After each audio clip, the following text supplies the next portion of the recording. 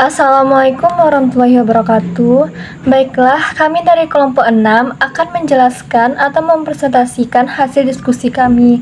Terlebih dahulu, perkenalkan dari anggota kelompok 6. Nama saya sendiri Putri Meida Juni, NIM 1916040058. Ada Ulfatun Hisnia, NIM 1916040050. Ada Nia Jufri, NIM 1916040071. Dan ada Falsandi, NIM 1916040078. Baiklah, poin A yaitu sudut pandang etika dalam bisnis. Trading forex adalah perdagangan mata uang asing atau mata uang dari berbagai negara lainnya yang dilakukan untuk mendapatkan keuntungan.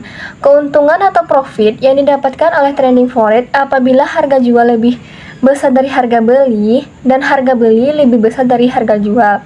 Nah, di sini binary option atau dikenal sebagai perdagangan kontrak berjangka adalah kegiatan perdagangan forex yang menggunakan dua pilihan kontrak put dan call.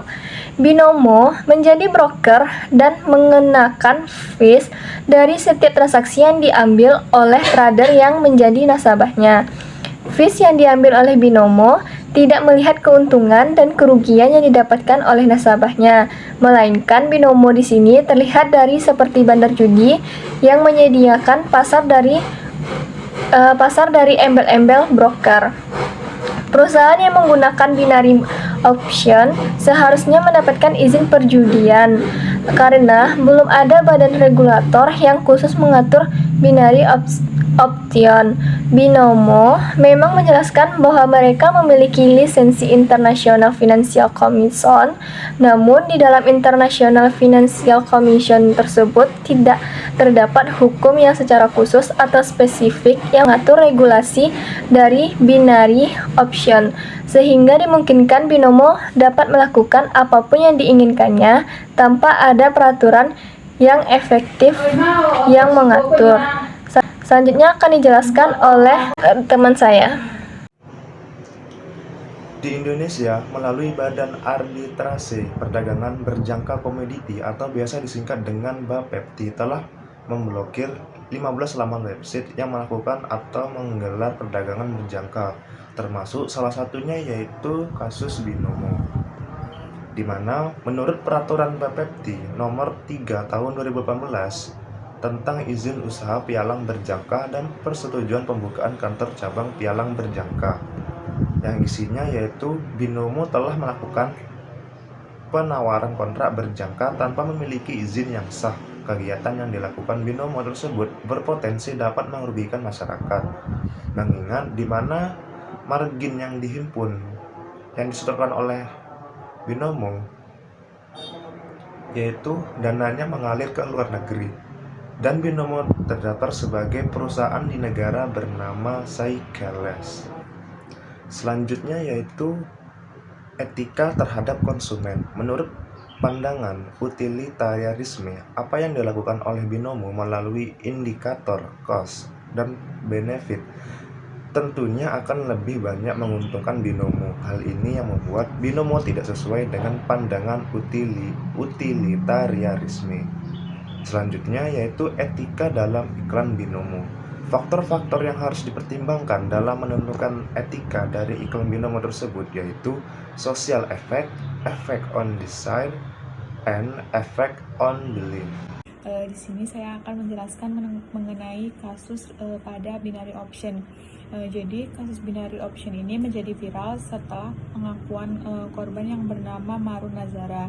Jadi pemilik akun YouTube Panggung Inspirasi Official ini mengatakan bahwa Indra Kents dan Doni Salmanan merupakan seorang afiliator yang bermain di binary option dan menipu banyak member dengan total kerugian mencapai miliaran rupiah. Nah, jadi Indra Kents dan Doni Salmanan ini merupakan seorang afiliator Binomo Option yang harus diproses hukum karena telah menjerumuskan banyak orang dengan menjadi seorang afiliator pada Binomo ini dan bukan menjadi trader yang secara sah atau resmi.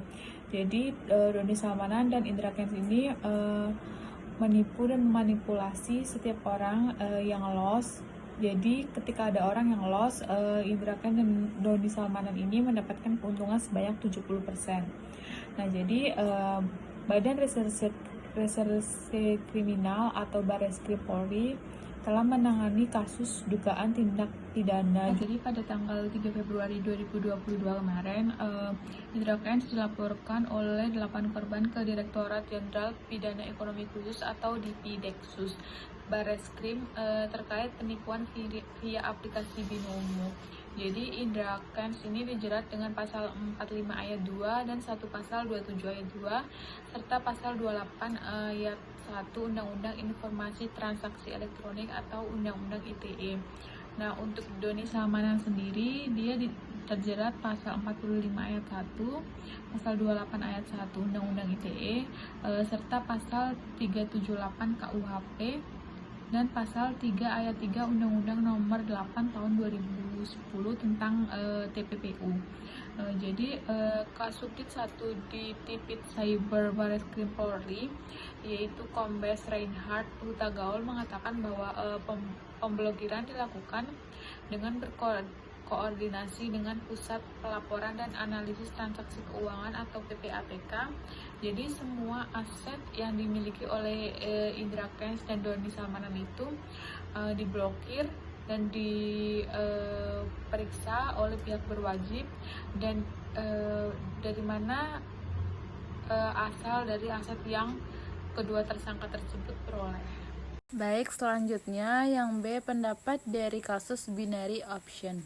Menurut kelompok 7, literasi digital kita terhitung masih buruk. Yang dapat dilihat dari semakin maraknya kasus pencurian data digital hingga penipuan online. Literasi keuangan ini juga masih sangat rendah. Dapat financial knowledge masyarakat Indonesia masih rendah dibandingkan dengan negara tetangga. Dari sini kita sudah bisa melihat bahwa Indonesia merupakan sasaran empuk para penipuan berkedok investasi, baik yang berasal dari luar maupun dalam negeri. Ketika diiming-iming return yang besar, pasti ada risiko yang juga besar. Saham juga berisiko besar. Ketika mendapatkan keuntungan yang tinggi, maka juga ada risiko kerugian yang berpotensi sangat tinggi. Maka dari itu, kita tingkat literasi keuangan seiringnya animo masyarakat untuk berinvestasi pada instrumen-instrumen yang sudah pasti dan sudah resmi. Literasi tersebut akan membentuk perlindungan konsumen agar masyarakat benar-benar memahami profit risiko dari produk keuangan yang diambil.